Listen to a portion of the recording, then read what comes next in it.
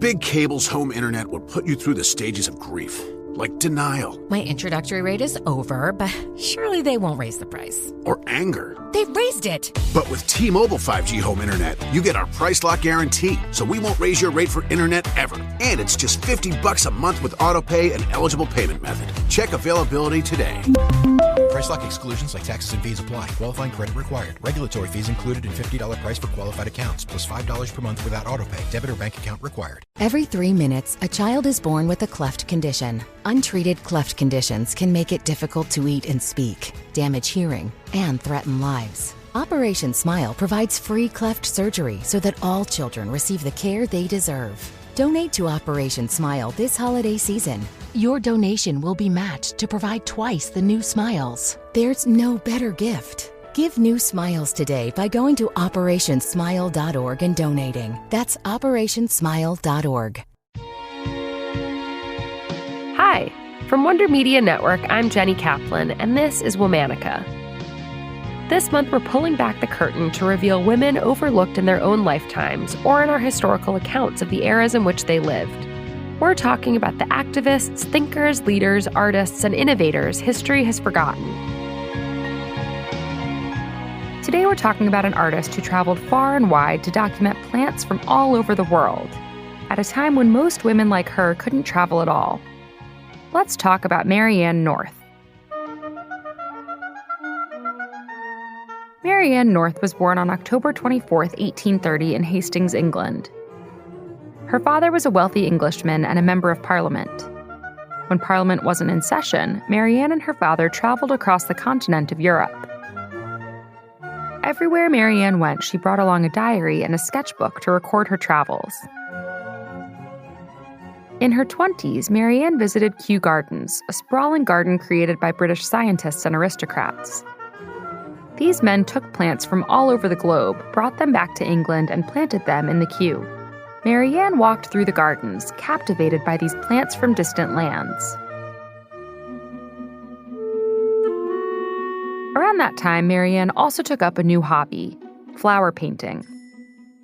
As she continued traveling with her father, she began painting the region's plants in detailed watercolor.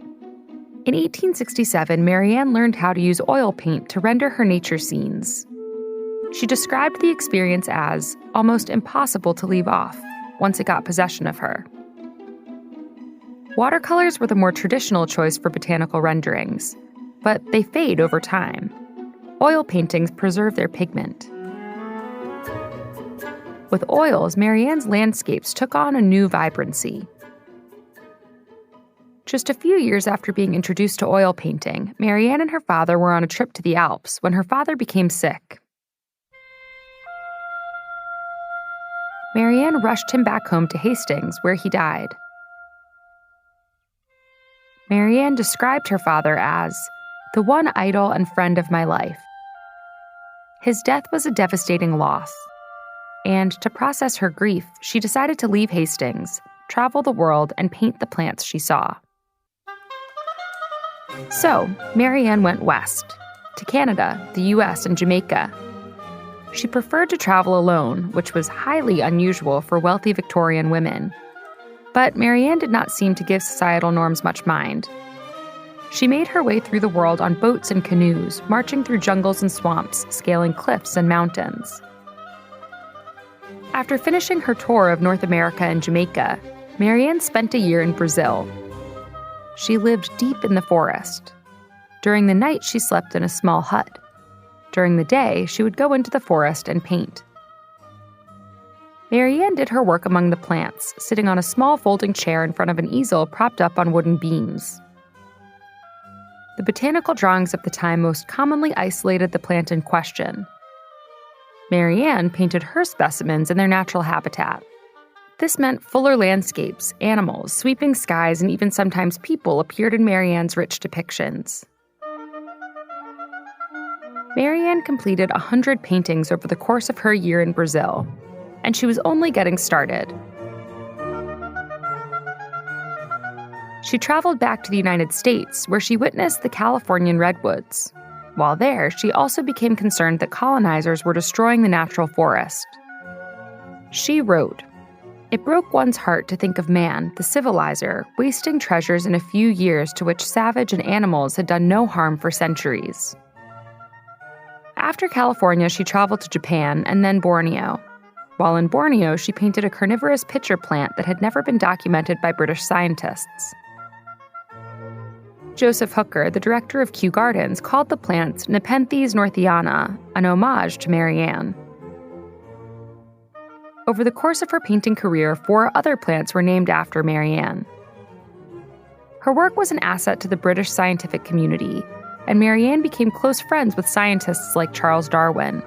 She even went to Australia and New Zealand at his behest to paint plants. She had soon completed so many paintings that she started looking for somewhere to put them all. She asked Hooker if she could build a gallery for her art at Kew Gardens, and he agreed. In 1882, the Marianne North Gallery was completed. The gallery's walls are filled with more than 800 of Marianne's colorful paintings. After the gallery's opening, Marianne continued to travel. She went to South Africa, the Seychelles, and Chile. Finally, in 1886, she retired and returned to England. Marianne had visited at least 15 countries across 6 continents in 14 years. Marianne died in 1890. She was 59 years old. Her autobiography was published posthumously, titled Recollections of a Happy Life. All month, we're talking about women behind the curtain. For more information, find us on Facebook and Instagram at Womanica Podcast. Special thanks to Liz Kaplan, my favorite sister and co-creator. Talk to you tomorrow. Congratulations to Infosys Limited, first place award winner for innovation in customer experience at the 2023 Unconventional Awards presented by T-Mobile for Business. The Infosys tennis platform is driving groundbreaking innovation for fans, coaches, and athletes. With T-Mobile 5G, Infosys can analyze data seamlessly. This means their AI shot of the day, which isolates data from each shot based on criteria like stroke difficulty and point cruciality, can translate into an immersive fan experience. T-Mobile for Business congratulates Infosys for their innovation and unconventional thinking. No one likes to talk about money. Am I saving enough? Can I buy a house? Am I paying too much in taxes? Will I be able to retire? What if you could unlock insights about your finances in less than 5 minutes with a clear picture of where you stand today and where your money can work harder? Now you can. Visit Facet.com to take the free quiz and get your financial wellness score today. That's FACET.com. This ad is sponsored by Facet. Facet Wealth Incorporated is an SEC-registered investment advisor. This is not an offer to buy or sell securities, nor is it investment, legal, or tax advice. Have you had it with toxic pet odor products that don't really work? Try the revolutionary new odor eliminator, Poof. Poof eliminates odors instantly. No harsh chemicals, no tacky perfumes. Poof dismantles odors on a molecular level, turning any organic odor into clean, fresh air instantly. And not just pee or poop stink. Use it on stinky pet toys, their beds, even on stinky skin folds, ears, and around eyes. Because it doesn't contain harsh chemicals. Get the amazing new pet odor eliminator everybody's talking about. Go to poof.com today. That's POOPH.com. If it's not Poof, it stinks.